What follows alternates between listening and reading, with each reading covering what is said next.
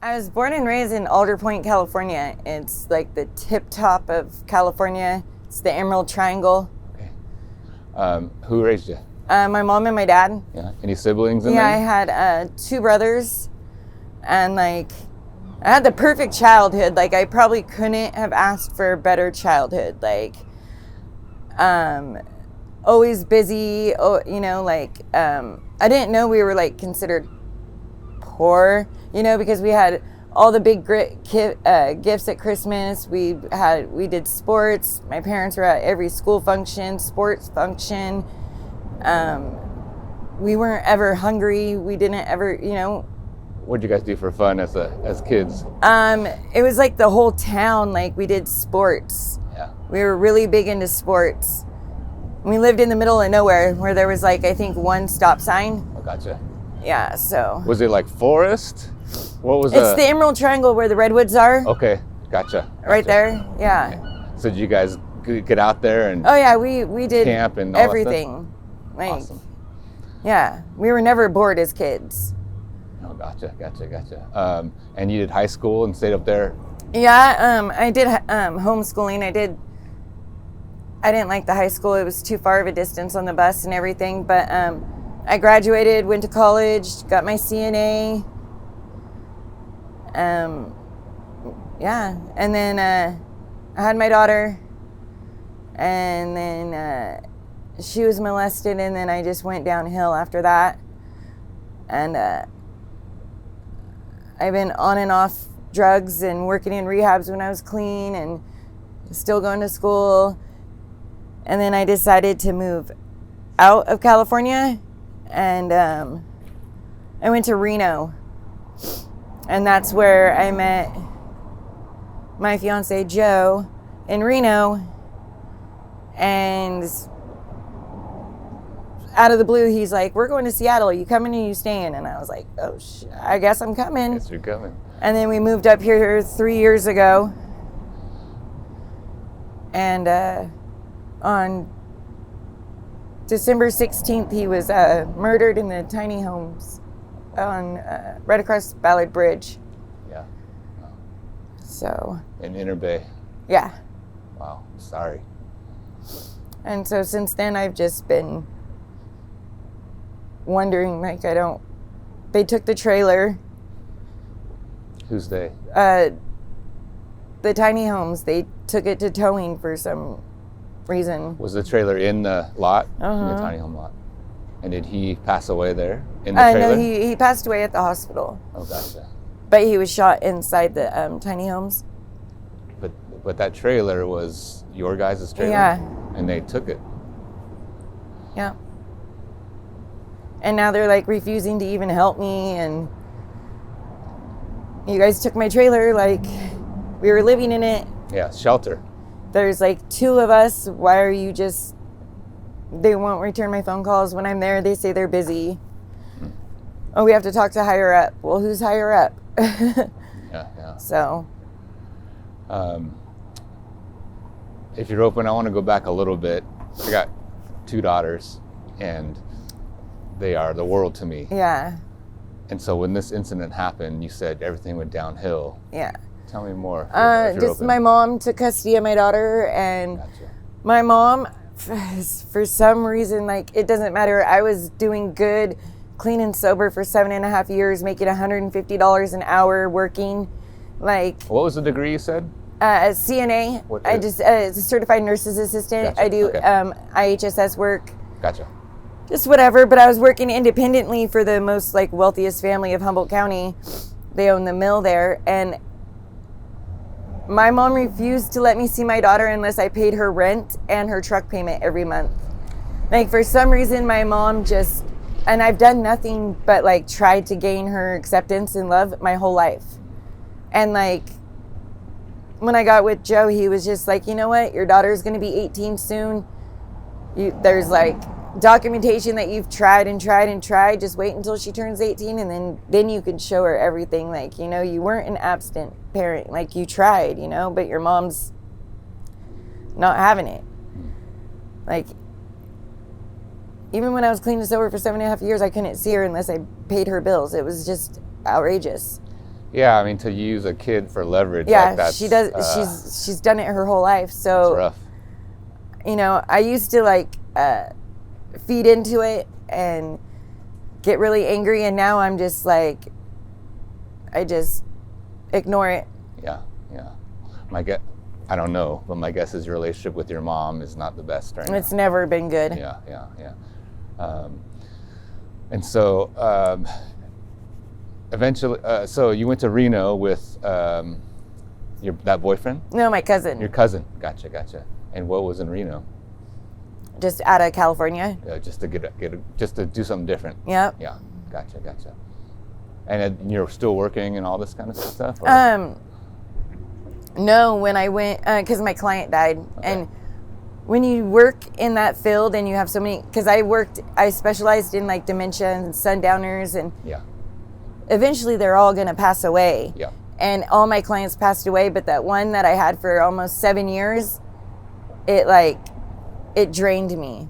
Gotcha. It drained me bad. So were you like couldn't go back to the field even? Yeah, I was just like, no. And so I've been doing online schooling for medical billing and coding and office management. So Yeah, gotcha. You just shifted. yeah. I'm still in the medical field, but I don't want to work with patients no more. Totally.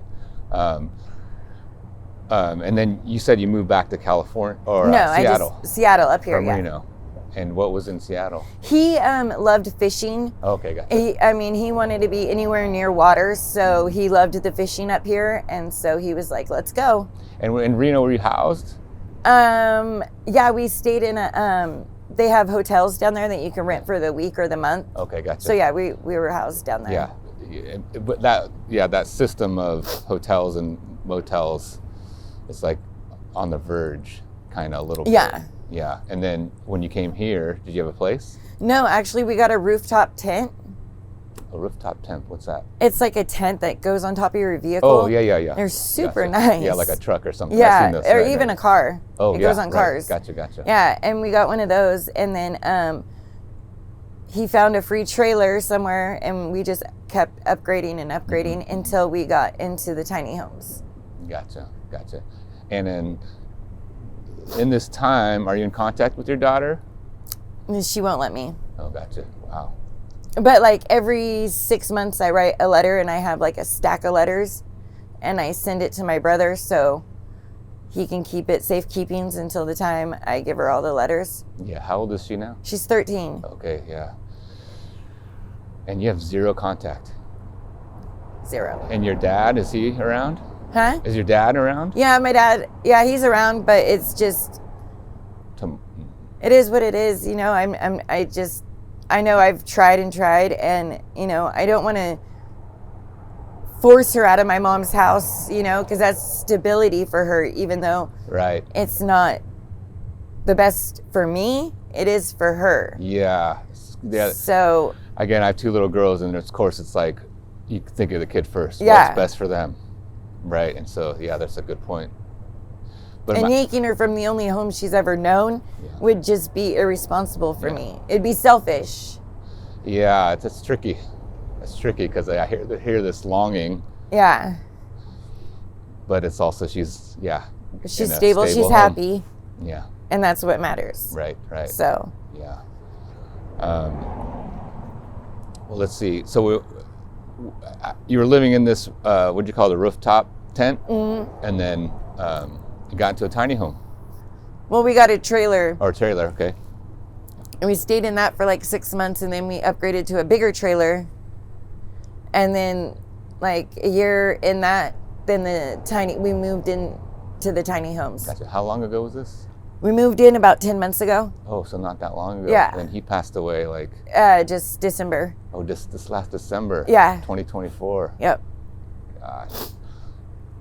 I'm sorry. Yeah. And it's just like... You said he got shot. Yeah. And someone brought a weapon into the tiny homes? Somebody who lived there. Wow. Yeah. Yeah, it sounds like a nightmare. Yeah. But he's caught, so. Yeah. Yeah, I guess that's something you can kind of breathe on. a little bit, sigh of relief. Okay, at least the person's caught. But then you couldn't stay there anymore? Why is that? They had to talk to higher ups. Yeah, that's and I thought, okay, well, maybe, they have like investigating or whatever, but CSI or whoever came out like the next day and did what they had to do. Yeah, that's a weird perspective to be like, we have two people, you're in the trailer on the lot, one person got shot, and the survivor of this gnarly tragedy needs to leave because of why? They wouldn't give me an explanation. And go to the streets, basically. Wow. And so you've been since December, just, last month. Yeah. Out on the streets. Where I don't really know anybody. I'm just relying on people that he knew. Oh, gotcha. Right, because you just moved. And he was up here for like 2 or 3 years prior before me and him came up here. And what are you doing? Where are you staying right now? I'm wherever I can. Do you have a tent, a car? Like nothing? I'm just staying in my friend's car right now. Oh, wow. How are you surviving? Through them. Yeah. I mean, the Ballard Food Bank, which is amazing. Yeah, pretty much. Yeah. Lulu, is there anything that you'd want the people of Seattle to know? Just to not judge people by their circumstances right now, because no one knows what's really going on. Like, people don't know why people are out here. And, like, they're so quick to judge, but they won't listen to anybody's story. Like, I'm not out here because I want to be. Like, I had a place up to a month ago, but they just think that we're all dirtbags and druggies and thieves, and that's not the case at all. At all. That's why I do this. Yeah.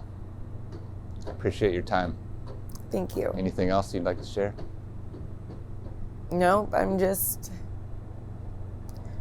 struggling to, like, get him cremated and his last wishes and stuff. It's just a struggle out here. Yeah. It's a struggle. Yeah, thanks for sharing. Thank you. Sorry. You open for a hug? Yeah. I'm sorry. That's gnarly. Hang in there. Thank you.